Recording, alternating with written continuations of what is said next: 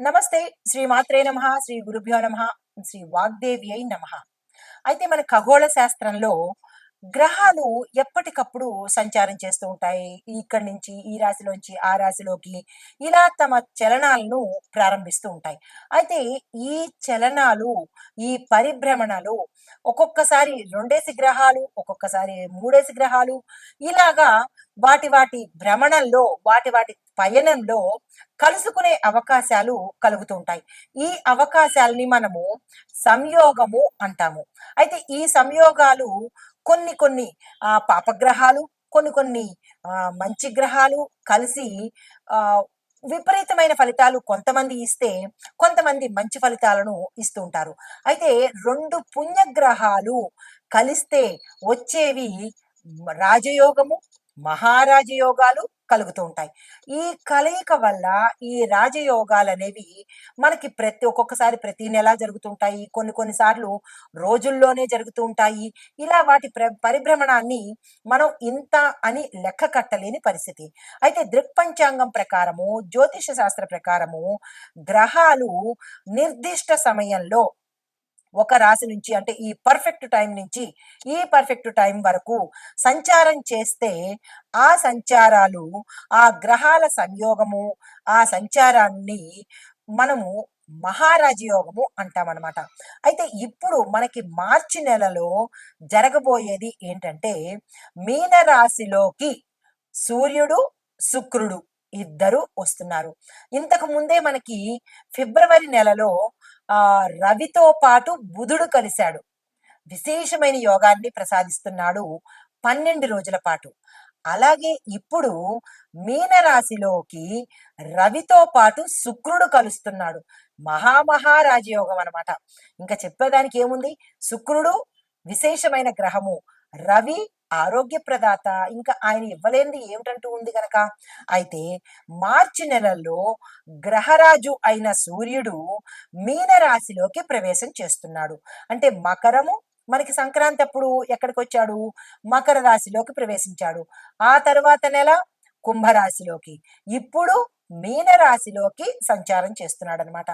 ఈ సంచారం వల్ల అప్పటికే మీనరాశిలో శుక్రుడు స్థానం అయ్యున్నాడు. అంటే శుక్రుడు అందులో ఉన్నాడు.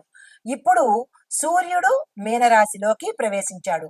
అంటే మీనరాశిలోకి శుక్రుడు, కొత్తగా వచ్చిన రవి ఇద్దరూ కలిసి సంయోగం జరుగుతోంది. ఈ స్థితిలో మార్చి నెలలోని శుక్రాదిత్య రాజయోగము అంటాము. మనకి ఫిబ్రవరిలో వచ్చింది బుధాదిత్య రాజయోగము. బుధుడితో ఆదిత్యుడు రవి కలిసి ఉంటే వచ్చే రాజయోగము ఫిబ్రవరి నెలలో వచ్చింది. ఇప్పుడు శుక్రాదిత్య, శుక్రుడు ప్లస్ ఆదిత్యుడు ఇద్దరు కలిసి మహారాజయోగాన్ని ప్రసాదిస్తున్నారు. అయితే దీనివల్ల మనకి కొన్ని రాశులకు ఎలాంటి పరిణామాలు ఉంటాయి, ఎలాంటి ఫలితాలు ఇస్తారు అనే అంశాన్ని మనం తీసుకుందాము. ముందుగా అంటే కొన్ని రాశుల వారికి మాత్రమే మంచి ఫలితాలని ఇవ్వబోతున్నారు. అయితే ఈ శుక్రాదిత్య రాజయోగం వల్ల ఆ ఎలాంటి ప్రయోజనాలు ఇస్తున్నాడు అంటే కర్మగృహంలో ఈ రాజయోగం జరగబోతోంది కాబట్టి ఉద్యోగాలు చేసే వాళ్ళకి ప్రమోషన్స్ రావడము, వ్యాపారాలు చేసే వాళ్ళకి లాభాలు రావడము, కార్యాలయాల్లో ఉండే వాళ్ళకి కొత్త పనులు రావడము, తండ్రి బిడ్డల యొక్క సంబంధము చక్కగా ఉండడము, భార్యాభర్తలు అన్యోన్యంగా ఉండడము, తరువాత గతంలో విడిపోయిన వాళ్ళు కలుసుకోవడము, కుటుంబ పరంగా కావచ్చు, లేదా అంటే మిత్రులు కావచ్చు, బంధువులు కావచ్చు, వీళ్ళందరూ కలిసి ఒక కుటుంబంగా ఏర్పడము, వివాదాలు తొలగిపోవడము, మనస్పర్ధలు పోవడము, ఆహ్, ఆర్థిక పరంగా ఏ చేసినా సరే కరెక్ట్‌గా ఉండడము. అంటే ఈ శుక్రుడు సంబంధాలని కుదురుస్తాడు. ప్రేమ, ఆప్యాయతల్ని అందరి మధ్య ఇస్తూ ఉంటాడు. అయితే అలాంటి వాటితో పాటు మనం ఏదైనా పెట్టుకోవాలన్నా, కొనుక్కోవాలన్నా ఇలాంటి ఆర్థిక పరమైన లావాదేవీలు చేసుకోవాలన్నా ఇలాంటి వాటన్నిటికీ కూడా ఈ శుక్రుడు మంచి చేస్తాడు. దీనితో పాటుగా కొంతమందికి ఆర్థిక పరమైన ఇబ్బందులే కాకుండా శారీరక పరమైన ఇబ్బందులు, కుటుంబపరమైన సమస్యలు కూడా ఉంటుంటాయి. పిల్లలకి తల్లిదండ్రులకి పడకపోవడము, లేదంటే భార్యాభర్తలకి పడకపోవడము, ఇలాంటి కొట్లాట్లు రావడము, అనవసరమైన అపనిందలు పడడము, ఇలాంటి గతంలో ఏదైతే చెడు అనుభవించారో ఆ చెడు ఫలితాలన్నీ ఈ ఆదిత్య శుక్రుడు కలిసి తీసివేసి మంచి జరగబోయేందుకు వీరిద్దరూ ముందుకొస్తున్నారు. అయితే దీనితో పాటుగా అంటే మనం ఇంకా ఏం చెప్పుకోవచ్చు అంటే ఇన్‌డెప్త్ గా ఇది గోచార రీత్యా జ్యోతిష్య పరంగాను. అయితే ప్రతి వ్యక్తికి పుట్టినప్పుడు ఒక రకమైన జన్మ సమయం ఉంటుంది కదా! ఆ జన్మ సమయాన్ని మనం లగ్నము అంటాము. ఈ లగ్నంలో ఆ వ్యక్తి జాతకుడు ఎవరైతే పుడతారో ఆ సమయంలో ఏ గ్రహము అక్కడ ఉంది లేదా ఏ గ్రహాలు ఉన్నాయి. ఒక్కొక్కసారి ఒక గ్రహమే ఉంటుంది. ఒక్కొక్కసారి 2, 3 కలిసి ఉంటాయి. ఒక్కొక్కసారి పాపగ్రహాలు, మంచి గ్రహాలు కూడా కలిసి ఉంటాయి. అంటే ఈ కలయిక జాతకుడికి ఎలా ఉండబోతోంది అనే అంశం ఒకటైతే, ఈ ఇవి ఎంతెంత కాలము ఉంటున్నాయి? కొన్ని రోజులా? కొన్ని నెలలా? లేదంటే కొన్ని సంవత్సరాలా? అనే అంశాన్ని మనం పరిగణలోకి తీసుకోవాలి. అలా తీసుకున్నప్పుడే ఆ వ్యక్తి యొక్క జాతక పరిశీలన చేసుకున్నప్పుడే ఈ శుక్రుడు కానీ, ఆదిత్యుడు కానీ, మిగతా గ్రహాలు కానీ ఏ స్థానాన్ని చూస్తున్నాయి. ఇప్పుడు లగ్నం నుంచి మనకి 12 భాగాలుంటాయి. ఈ భావాలు ఏ భావాల్లో ఈ గ్రహాలు చూస్తున్నారు.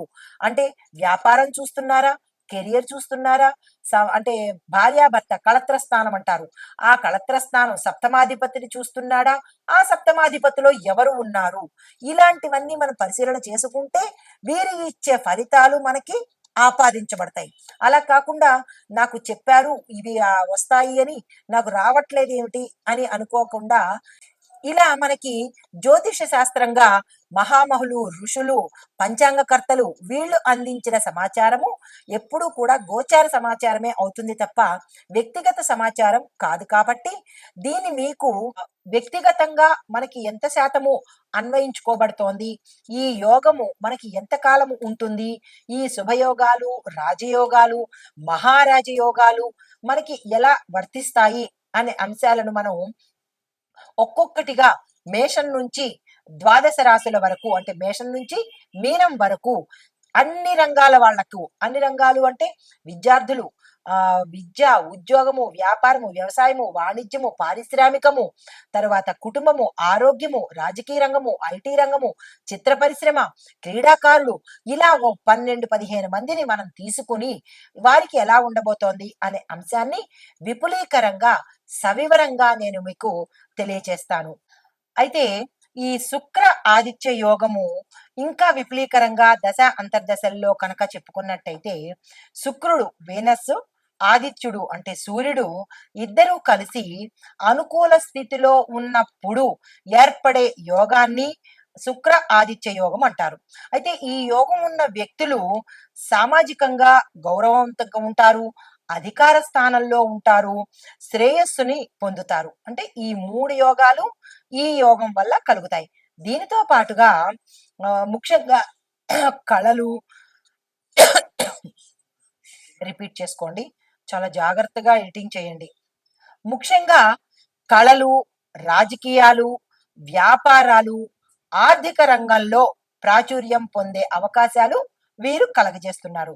అయితే ఈ యోగం ఏర్పడడానికి అసలు కారణం ఏమిటి అంటే, శుక్రుడు, సూర్యుడు కలిసి ఉన్న దశలో లేదా దశాంతరంలో కనుక లగ్నం నుంచి 2వ, 5వ, 9, 10 స్థానాలు, దానితో పాటుగా 11 స్థానంలో ఉన్నట్టయితే కనుక, మరీ ఎక్కువగా దోషాలు లేకుండా ఉంటే కనుక ఈ యోగము కలిగిన వ్యక్తికి ప్రభుత్వ హోదా ఉంటుంది, రాజకీయ హోదా కలుగుతుంది, వ్యాపార విజయాలు, కళల్లో కీర్తి ప్రతిష్టలు, సంపద, ఇలాంటివన్నీ కలుగుతాయన్నమాట. అంటే మీ యొక్క వ్యక్తిగత జాతక పరిశీలన చేయించుకున్నప్పుడు దానిలో ఈ స్థానాల్లో అంటే 2, 5, 9, 10, 11 ఈ స్థానాల్లో దోషాలు లేకుండా ఉంటేనే ఈ శుక్ర ఆదిత్య యోగం అనేది కలిసి వస్తుందన్నమాట. అయితే ఈ యోగం వల్ల ప్రభావితమయ్యే రంగాలు ఏవి అంటే కనుక శుక్రుడు కళలకు, వ్యాపారానికి, లగ్జరీ లైఫ్‌కి, నాణ్యతకు, ప్రేమకు ఈయన అధిపతి అనమాట. ఇవన్నీ కలగజేసేది శుక్రుడు.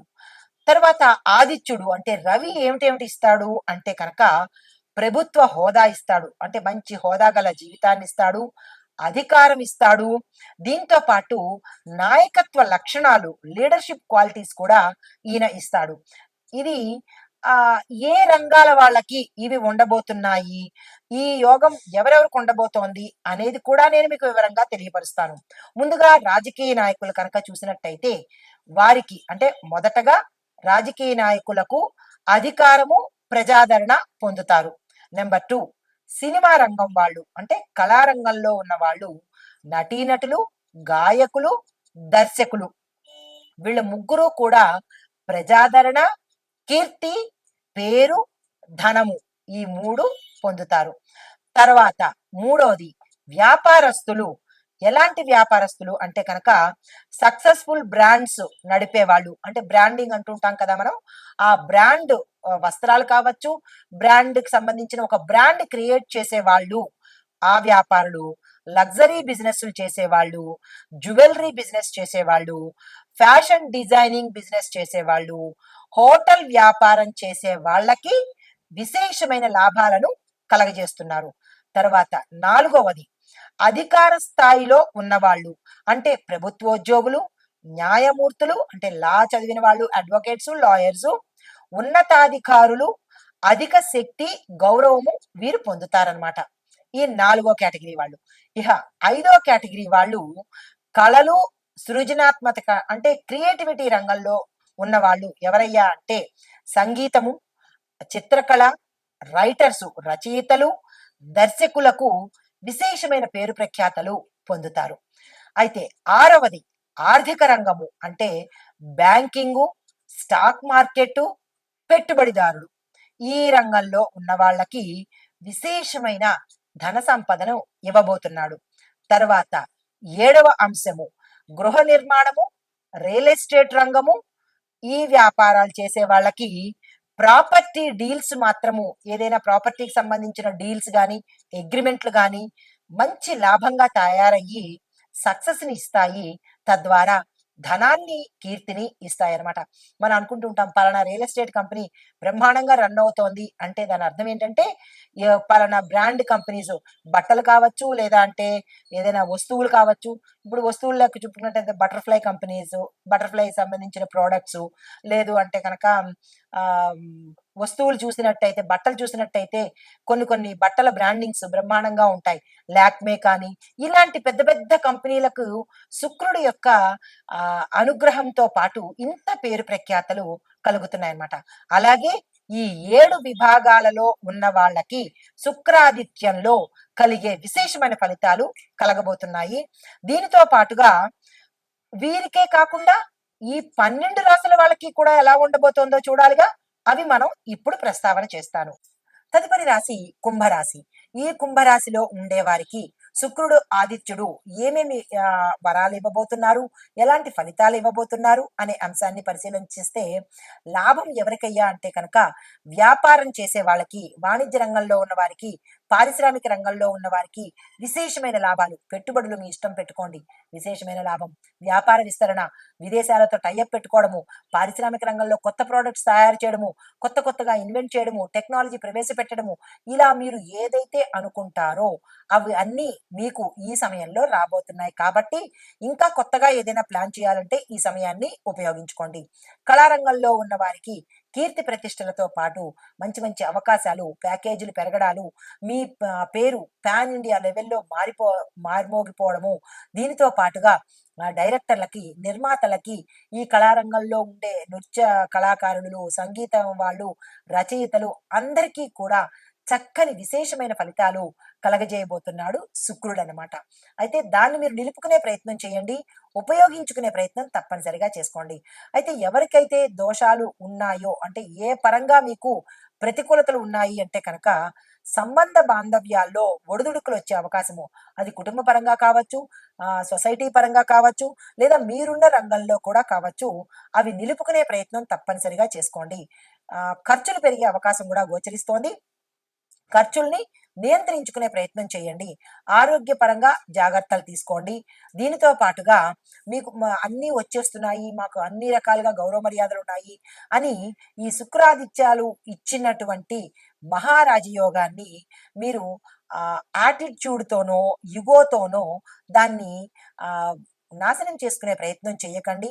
అణకువగాను, హంబల్‌గాను ఉండడం నేర్చుకున్నట్టయితే కనుక మరిన్ని ఫలితాలొచ్చే అవకాశం కనబడుతోంది. ప్రతి సమయము జాగ్రత్తగా వ్యవహరించండి. అందులోనూ కుటుంబ పరంగా చాలా జాగ్రత్తలు తీసుకోండి. అంటే భార్యాభర్తలు విడిపోయిన వాళ్ళతో ఇగోలు పెట్టుకోకండి. నేనే వెళ్లి పలకరించాలా? వాళ్ళు రావాలి కదా! ఇలాంటివి పెట్టుకున్నట్టయితే శాశ్వతంగా దూరమయ్యే పరిస్థితి గోచరిస్తోంది. జాగ్రత్తలు తీసుకోండి. దీనితో పాటుగా కొంతమంది వేరే వ్యాపకాలు భార్య కావచ్చు, భర్త కావచ్చు, వేరే వ్యాపకాలు పెట్టుకుని కుటుంబాన్ని నిర్లక్ష్యం చేసిన వాళ్ళు అదే వ్యాపకం మీద కుటుంబాన్ని చెడగొట్టుకునే ప్రయత్నం చేస్తున్నారు. దాని విషయంలో కూడా మీరు జాగ్రత్తలు వ్యవహరించండి. ఎప్పుడు పరాయి వాళ్ళే తప్ప సొంత ఇంటి వాళ్ళు కారు కాబట్టి కుటుంబ పరంగా నేను మీకు హెచ్చరిస్తున్నాను. భార్య అయినా భర్త అయినా కట్టుబడి ఉంటారు కాబట్టి మిగతా వారు అంత ఆ, అవకాశం ఉండదు. ఆ విషయం మీకు తెలుసు. నేను ప్రత్యేకంగా చెప్పాల్సిన పని లేదు. అలాంటివి ఏమైనా ఉంటే కనుక జాగ్రత్త పడి వాటి నుంచి బయటకొచ్చే ప్రయత్నం చేయండి. దీనితో పాటు బంధుమిత్రులను కలుపుకునే ప్రయత్నం చేసినట్టయితే కనుక పేరు చెడిపోయే అవకాశం కనపడదు. జాగ్రత్తలు తీసుకోండి. అయితే మీకు చెప్పదగిన పరిహారము శుక్రగ్రహానికి జపాలు, హోమాలు, దానాలు ఇచ్చుకోండి. శుక్ర గాయత్రిని 108 సార్లు చదివే ప్రయత్నం చేయండి. నవరత్న ధారణ చేసినట్టయితే కనుక మంచి ఫలితాలు పొందే అవకాశం గోచరిస్తోంది. ఇది ఈ రాశిలో ఉండే వారికి చెప్పదగిన పరిహారం. అయితే ఇప్పుడు మనము ఆ, ప్రతి ఒక్క రాశికి ఎట్లా ఉండబోతోందో చూసుకున్నాం కదా. ఓవరాల్ గా ఈ శుక్ర ఆదిత్య రాజయోగము యొక్క శక్తిని పెంచే పరిహారాలు ఏంటంటే కనుక మొదటిది శుక్రగ్రహ శాంతి కోసము శుక్రవారం లక్ష్మీదేవి పూజ తప్పనిసరిగా చెయ్యాలి. నోట్ చేసుకోండి, స్కిప్ చేయకుండా చూడండి. తరువాత తెల్లని వస్త్రాలు తప్పనిసరిగా ధరించాలి. తరువాత వృశ్చిక రాశి వారికి శుక్రగ్రహ శాంతి తప్పనిసరిగా చేయించుకోవాలి. ఇది మొదటి పాయింట్. రెండో పాయింట్, సూర్యుడు బలంగా ఉండాలి అంటే కనుక ఉదయము సూర్య ఆరాధన తప్పనిసరిగా చేయాలి. సూర్యోదయ సమయానికి సూర్యుడి ఆరాధన చెయ్యాలి. దానితో పాటుగా ఆదిత్య హృదయాన్ని తప్పనిసరిగా పారాయణ చెయ్యాలి. మూడోది, తరువాత ఆ ఆదివారాలు అంటే ప్రతి ఆదివారము ఉప్పుని మీ ఆహారంలో లేకుండా చూసుకోవాలి. ఈ రెండు పరిహారాలు, ఈ లోపల చెప్పిన చిన్న చిన్న పరిహారాలు కూడా మీరు తప్పనిసరిగా పాటించుకోవాలి. అయితే ఈ పరిహారాలు పాటిస్తే కనుక శుక్ర ఆదిత్య రాజయోగము పూర్తి శక్తివంతంగా పనిచేస్తుంది. ఇందులో మీరు ఏ ఒక్క పరిహారము పాటించకపోయినా మాకు ఫలితాలు రాలేదు, ఎందువల్ల మీరు తప్పు చెప్పారా లేకపోతే శాస్త్రమే తప్ప అనే ప్రయత్నం చేయకండి. మీరు తప్పు చేసి మీరు పాటించకపోగా శాస్త్రాన్ని తప్పు పట్టే హక్కు మనకి లేదు కదా. కాబట్టి ఎన్ని ఆటంకాలు ఎదురైనా వాటిని అధిగమించి విజయాన్ని పొందాలి అంటే కనుక, ఈ ఫలితాలన్నీ పొందాలి అంటే కనుక తప్పనిసరిగా నేను చివరిలో చెప్పిన ఈ పరిహారాలు ప్రతి ఒక్కరూ పాటించవలసిందే. ఇందులో ఎక్సెప్షన్ లేదు, డిస్కౌంట్ లేదు, అమెండ్మెంట్స్ కూడా ఏమీ లేవు. ఇది మీ జాగ్రత్త కోసము, మీరు లాభపడ్డానికి, మీరు మరింత సంతోషంగా ఉండడానికి, వారి యొక్క అనుగ్రహం సంపూర్ణంగా పొందాలి అని కోరుకుంటూ నమస్తే.